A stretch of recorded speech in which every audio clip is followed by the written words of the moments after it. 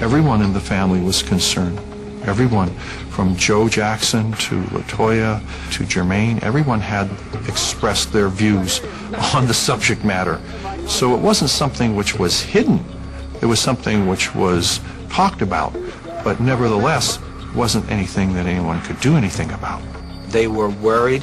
They didn't have the specifics. They didn't know what they were dealing with, but they knew that something was wrong, and they suspected that it was drug-related, but they couldn't really figure it out because they didn't have access to him all the time, and they tried. I did talk to the family about intervention. I talked to his father, his elder sister, Rebe, and I spoke to his younger brother, Randy. I told him that I strongly believed that Michael was abusing drugs. All of us was on the same page, and we was getting ready to move in and try to do something about it. I think Michael Jackson just sort of wore his body out from work and stress and medication for years and years and years. Add that, anorexia, lupus, vitiligo, all these autoimmune disorders. It really is a wonder he lived as long as he did. Mr. Jackson, can you talk about the last time you saw your son? It's been about a week the last time I saw him. He was living then, yes. Okay. Press conference is over now. Thank you. After Michael Jackson died, his father would come out and backslap with the reporters and do little interviews. And you're supposed to be in mourning. This is a time of mourning, not a time to get your face on camera. But that's what Joe did. 28 de junio de 2009. 3 days after Michael Jackson dies, his father is on the red carpet at the BET Awards. The last couple of days, I know it's been really tough for you guys. And? Yeah, it has. It has been really tough.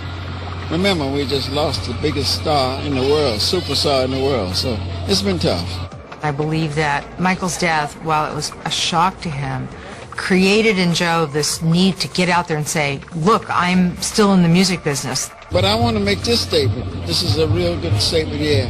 Marshall and I, we owned a record company called Ranch Records. What an inappropriate thing to do.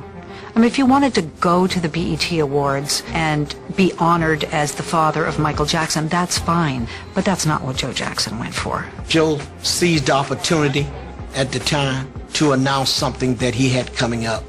And it was probably inappropriate to do that. But I don't think he meant no harm. I know Joe took his son's death hard. He mourned and grieves in his own way, but he was not going to be on TV crying. Joseph handled grief different. He didn't want to talk about it. I really think that most of the problems that Michael had with Joseph had to do with his childhood. When Michael became the star of the Jackson 5 and had to really perform and be on his mark, Joe expected an adult. Joe expected Michael Jackson, a 10 or 8-year-old boy, to perform like an adult, and Michael did. But he did it with a lot of trepidation, a lot of fear, a lot of intimidation by his father. Joe Jackson was on him. Sing longer, dance faster, be better, keep working, go at it. He practiced us with a belt in his hand. And if you miss a step, expect to be, and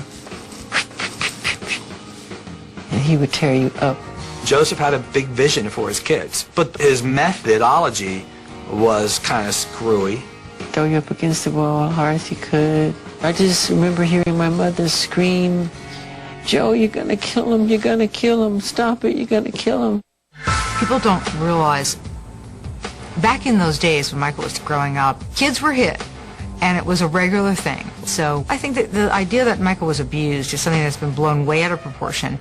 I don't think he realizes to this day how scared, I mean scared, so scared that I would regurgitate. Because Joe was the way he was in dealing with Michael, Michael was consequently shy. He became introverted. He had a nurturing, loving mother and a father who was Godzilla sometimes. I remember when we were about 19, maybe 20 years old, and I was at the house and I asked Michael, why do you call your father Joseph? Why don't you call him Dad? It was unusual for me to hear them refer to their father as Joseph or Joe and refer to their mother as Mother. They could not attach themselves to their father like they wanted to. Once Michael got to Motown and he saw how the real world worked, he realized, I'm the star. And pretty soon I'll be able to get away from my dad and strike out on my own. When Michael fired his father as his manager, it was an emotional thing. He had to cut that cord. And for Joe, it probably was viewed as a slap in the face. After all, he's the one that really found Michael Jackson. His father was very angry that he was no longer in control of Michael's career. Joe knew what he brought to the table. He knew what he has accomplished. I'm sure he wasn't pleased with it. Joe had kind of slipped away. He'd started a different life in Las Vegas. I love my daddy so much. You're the best daddy in the whole world. When Michael had kids of his own, he began to think differently about Joseph. He began to think, well, you know what? My dad's been kind of a jerk, but it's not easy raising kids.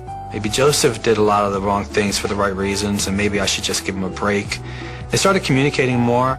Michael and Joseph had differences, but when it came down to father and son, there was a great love. I think you can't understand a person's relationship with his parent. I think you just have to just accept it for what it appears to be. And where Michael and Joseph was concerned, you know, it was difficult. But that doesn't mean that they didn't love each other. Latoya, do you see the kids? Have you seen the kids? Yes, every day, basically. On July 1st, 2009, Michael's will is released to the public. Not mentioned were any of his brothers or sisters, or his father. Only his mother was mentioned, and I think that was deliberate on Michael Jackson's part. How do you feel about Michael not including you in the will? Michael made sure that it was Catherine, who was the matriarch of the family, who's the head of the money, who would be the one to take care of Michael's 3 children. The big shocker, of course, was the secondary custodian was Diana Ross. I don't even think Diana Ross knew she was named in this will. He'd always been fascinated with Diana Ross, and she was almost a mother figure within herself.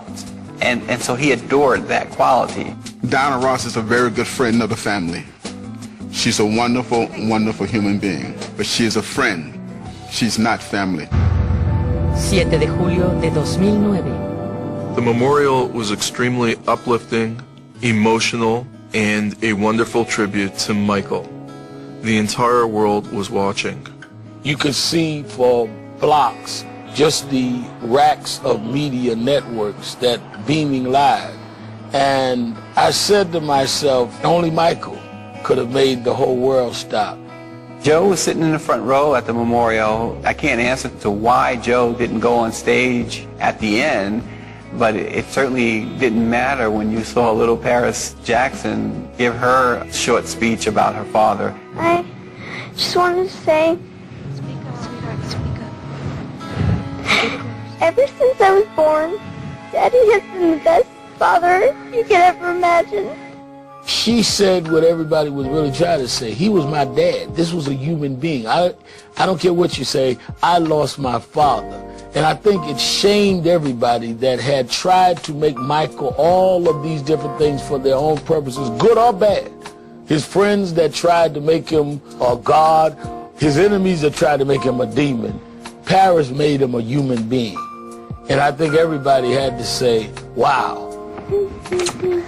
He loved his kids, and he spent the last 5 years of his life really devoting himself to his children. I wish for you to learn about perseverance and confidence and the true meaning of success, which is love. And I love you. He wanted to make sure that they were going to never be able to say to any other person, have you seen my childhood? Michael was the breadwinner at 9, and his responsibility was a lot. And he didn't get a chance to play. He didn't get to shoot basketball with the brothers and to hang out, because if Michael broke a leg, that's the end of the show. You don't have a childhood, you have a business, and you are the business. Oh man, why did you guys tell me you were shooting? As he got older, he became a young kid. You know, he sort of had that weird sort of man-child thing going for him. He always was real attracted to children. It's a funny thing about kids, people don't understand. Michael believed in their innocence and their honesty. And he liked to make kids laugh and give them the things he didn't have. Michael Jackson would surround himself with little boys. He would say, it's time to go to bed. We have to sleep. Michael said, I'll sleep on the floor and you guys can sleep in my bed. No, no, no, no. We want you to sit up here and sleep with us. So, like a big kid that he was, he slept with them.